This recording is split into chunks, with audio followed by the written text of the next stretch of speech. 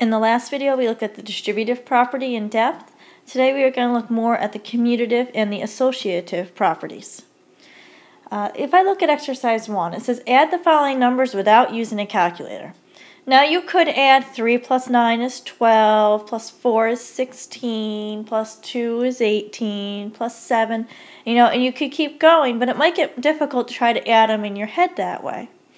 So we are allowed, because it's addition, to add them in a different order and still get the same result. We saw that yesterday. Meaning I don't have to do 3 plus 9 plus 4 plus 2 plus 7. I could pair these numbers up to make them easier to add. I know these lines are a little bit difficult to see, so I wrote it off to the side. I paired up the 4 and the 6, the 9 and the 1, the 3 and the 7, and the 2 and the 8. The reason I paired them up is because when I add those guys up, they're all equal to 10. And then it's easy to add. You have 10 plus 10 plus 10 plus 10 is 40.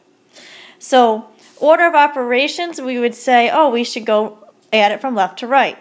But since we have the commutative and associative properties of addition, we are allowed to add it in a different order because we would still get the same result.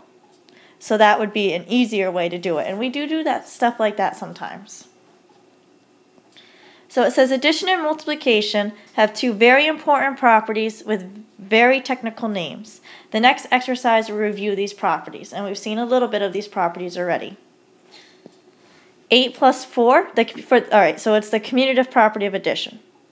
8 plus 4 will give us the same sum as 4 plus 8. Both sums equal 12. So commutative, I can switch the order for addition, and I still get the same result.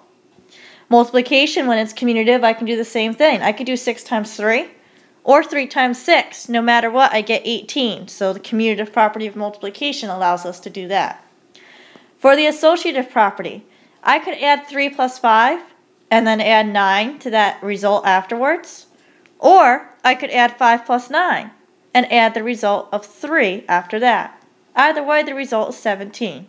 So whether I choose to associate the 3 and the 5 together first or the 5 and the 9, I get the same thing because of the associative property of addition. This holds for multiplication as well. I could choose to multiply the 2 times 5 to get 10 and then times it by 7.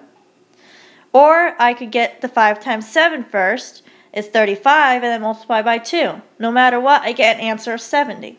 So the associative property of multiplication holds true as well. Moving on to our next page. It says the commutative properties and associative properties give us permission to rewrite the addition and multiplication problems in a different order than it's given in order to make it easier for us. That's not the case with everything. For example, subtraction is not commutative. For exercise 3, you want to give an example that shows that it's not commutative. If I take 5 minus 3, I get 2. But if I do 3 minus 5, I get negative 2. So since I did not get the same result, there's no way it's commutative. So it's not commutative. So I need you to be aware, though, even though subtraction is not commutative, we could rewrite the subtraction to make it as an addition of opposites, and then we can make it commutative. Let's look at exercise 4, exercise 4. Change the following expression involving addition and subtraction into only involving addition, and then use the commutative and associative properties to quickly determine the value of the expression. Through this, please review some properties of negative numbers.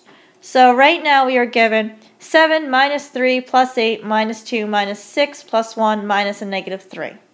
I'm going to rewrite it first. So anything with a minus, I'm going to write as a plus negative. So it'll be a plus negative 3, a plus negative 2, a plus negative 6, and then this minus a negative 3 is the same as just plus a positive 3. Now, it does ask us to reorder it to make it easier to come up with the answer. So this is how I reordered it. I combined the negative 3 and the 8, the 7 and the negative 2, the negative 6 and the 1, and the 3. When I associate the negative 3 and the 8 together, it's 5. The 7 and the negative 2 together is 5. The negative 6 and the 1 together is negative 5, and then you still have the plus 3. 5 plus 5 is 10. Minus 5 is 5. Plus 3 is 8. So we get a final answer of 8 there. All the problems we've done so far, I don't know if you noticed it or not, have been with just numbers, nothing with variables in it. But these properties apply to if I had variables in it as well. Okay? So those commutative and associative properties of addition and multiplication do apply. It says we should now be able to extend the commutative and associative properties for numbers we know to numbers we don't know, which are variables. One of the very nice ways to illustrate the usefulness of these properties is in combining two or more expressions. Please recall the following quickly. This is just a little review very quickly. 5x plus 2x is equal to 7x. 7x plus negative 3x is equal to 4x. Negative 8x plus negative 2x is equal to negative 10x. And just realize I could have written it as 2x plus 5x to be 7x as well. Or I could have had it written as negative 3x plus 7x to equal 4x as well. Or I could have had this one written as negative 2x plus negative 8x to be equal negative 10x as well. No matter which way or which order I write it in, it's still equal to the same thing.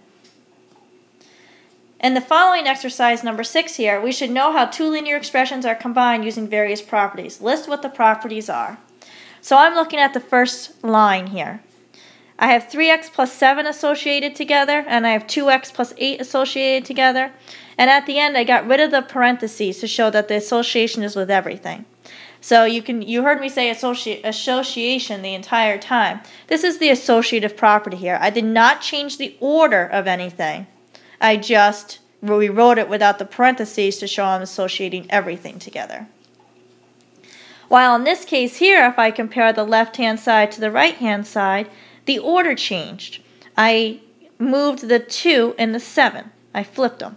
So that way the 3x and the 2x are next to each other and the 7 and 8 are next to each other. So that's your commutative property. And then on the third line, from the left-hand side to the right-hand side, I at first had everything associated together. And then afterwards I said, all right, let's just associate the 3x and the 2x together and then the 7 and the 8 together. So that's your associative property there. And when you add them up, 3x plus 2x is 5x, 7 plus 8 is 15. Exercise 7, and then we'll be done. Combine the expressions below. Replace subtraction by addition of opposites if needed. So for letter A, please follow along because I rewrote this in last minute. For this very first part here, the very first thing I did was I rewrote it as 4x plus negative 2x plus 6 plus negative 9. So all I did was I switched the 6 and the negative 2. So that was a commutative property. And then I decided to associate the x's together and the numbers together. I combined like terms and got 2x minus 3. For this case here, again, I decided to commute the 10 and the 9. I switched them. And then I decided to associate the x's and the numbers. And then I combined like terms and got an answer.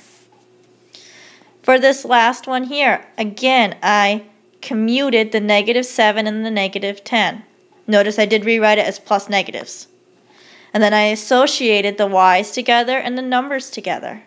And then I combined like terms and got negative 3y minus 13.